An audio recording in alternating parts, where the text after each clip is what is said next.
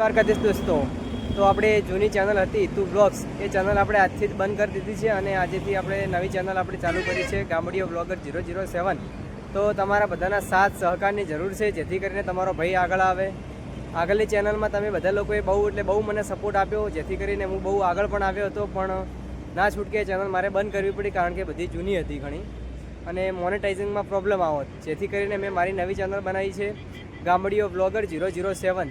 તો બધાને નમ્ર વિનંતી કે ચેનલને લાઇક કરજો, શેર કરજો, સબસ્ક્રાઈબ કરજો. અને તો મિત્રો, આજે તમને અમારા ડીસાનું આખું લોકેશન બતાવું.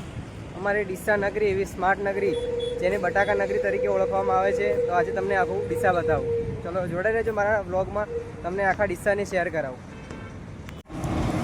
તો મિત્રો, આવી ગયા છે આપણે ડીસા સિટીમાં. તો જોઈ શકો છો, આરું આઈસીયુનું ઇસ્કોન આઈસીયુ છે, જેનો આગળનો ભાગ છે. આ આપણો રિલાયન્સ પેટ્રોલ પંપ ડીસાનો, મુકેશ અંબાણી સાઈડનો. અને આ છે નવો પુલ. તો મિત્રો, બ્લોગ શૂટ કરતા હતા અને જોવા મળી કે એમ્બ્યુલન્સ જોઈ અંદર પેશન્ટ આવ્યું હતું. ખૂબ બીમાર પડ્યું છે, પેશન્ટ લઈને આવ્યું છે એમ્બ્યુલન્સ. અને ઘણીવાર અમે વાટ જોઈને ઊભા રહ્યા, અમે જોઈ રહ્યા, પણ કોઈ બહાર જલ્દી નીકળી ના. હોસ્પિટલનો સ્ટાફ તો આવી ગયો હતો જલ્દીથી બહાર વિચાર નહીં. મિત્રો, આ છે આપણો રિલાયન્સ પેટ્રોલ પંપ, જે ડીસામાં આવેલો છે રિલાયન્સ પેટ્રોલ પંપ. અને ત્યાં આગળ જોઈએ તો આ જે હાઈવે છે, જે રાધનપુર અને થરાદને જોડતો હાઈવે છે. અને સામે જે દેખાય છે એ અનંતરા હોટલ.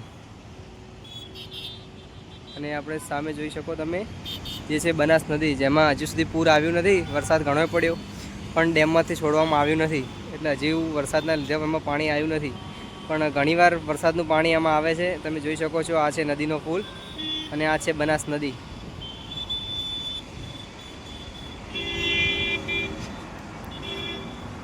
આ છે આપણું મોજેલું ડીસા.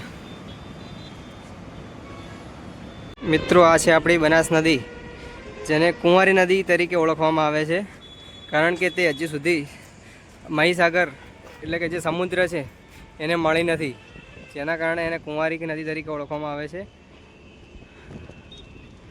જોઈ શકો છો મિત્રો, કોરી કટ પડી છે નદી એકદમ. આ છે આપણું મોજેલું ડીસા.